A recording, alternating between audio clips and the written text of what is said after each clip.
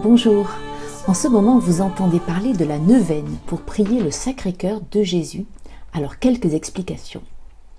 C'était à Marseille en 1720 pendant Louis XIV. Un bateau chargé de tissus et d'épices qui s'appelait le Grand Saint-Antoine est arrivé au port de Marseille. Mais sur ce bateau, il y avait des puces de rats qui ont transmis une terrible maladie aux habitants et c'était la peste noire. C'était une maladie très très grave qui a tué énormément de gens. Et à l'époque, c'était difficile de soigner les personnes. Au couvent des Visitandines, il y avait alors une jeune religieuse qui s'appelait sœur Anne-Madeleine Rémusat. Jésus lui avait donné comme mission de faire connaître au plus de personnes possible combien Jésus avait un cœur débordant d'amour. Pendant qu'il y avait la maladie dans la ville, Anne-Madeleine a demandé à Jésus ce qu'on pouvait faire, en plus des docteurs, pour soigner les personnes. Et Jésus lui a dit de faire adorer son cœur sacré.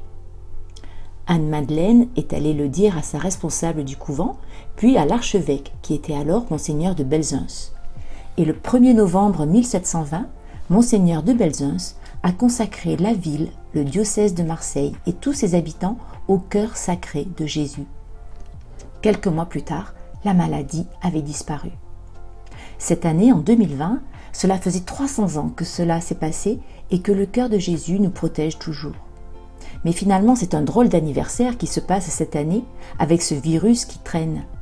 Alors c'est une magnifique occasion de, nous aussi, demander, comme en 1720, que Jésus nous protège et de comprendre ce que le cœur de Jésus, le cœur sacré de Jésus, veut nous donner. Dimanche 5 avril, Monseigneur Aveline consacrera à nouveau le diocèse et tous ses habitants au cœur de Jésus. Maintenant, nous vous proposons un temps de méditation. Mais c'est quoi un temps de méditation ? Eh bien, c'est un temps de prière, en famille ou seul, pour entendre et écouter Jésus nous dire « Je t'aime ». Écouter sa parole, écouter son cœur. Pour cela, je vous propose d'écouter la première méditation et ensuite de mettre pause. Quand vous avez mis pause, vous fermez les yeux et vous écoutez le silence qui vous habite, le silence qui habite aujourd'hui notre belle ville. Et ensuite, vous écoutez votre respiration. Cette respiration qui jamais ne s'arrête.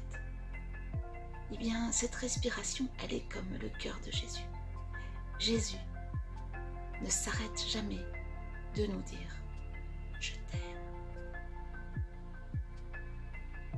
Ensuite, vous pouvez aller ouvrir vos yeux et aller voir ce texte, le texte qu'on vous a proposé, et vous dire en famille « Mais qu'est-ce que je découvre de Jésus, de l'amour de Jésus ?»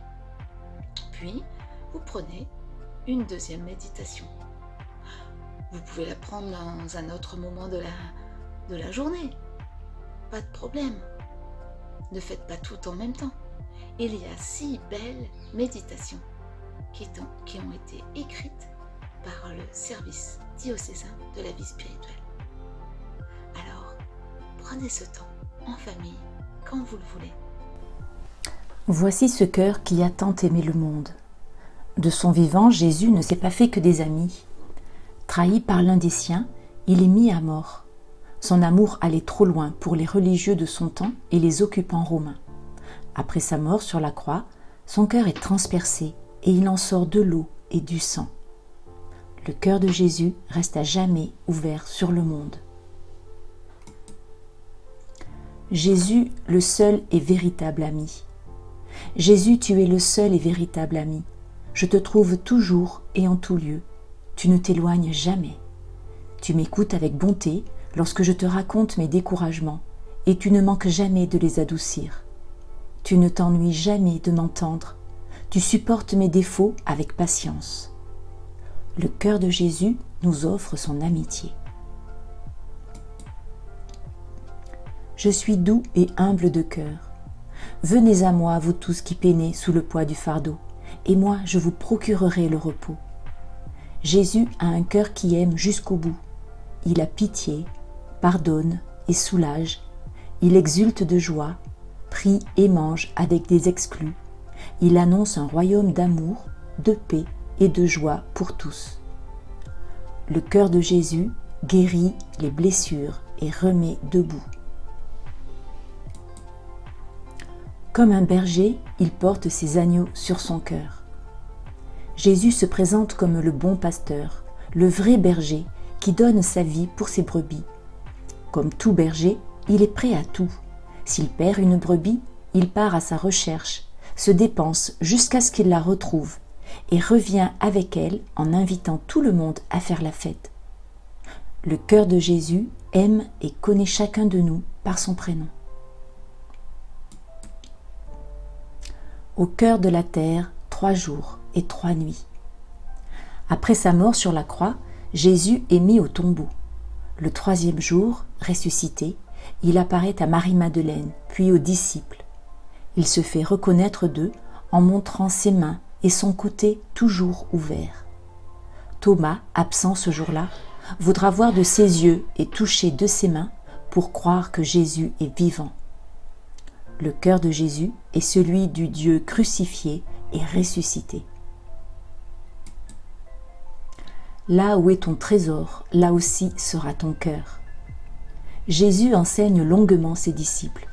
Il leur apprend à vivre selon les béatitudes. Heureux les pauvres de cœur, car le royaume des cieux est à eux.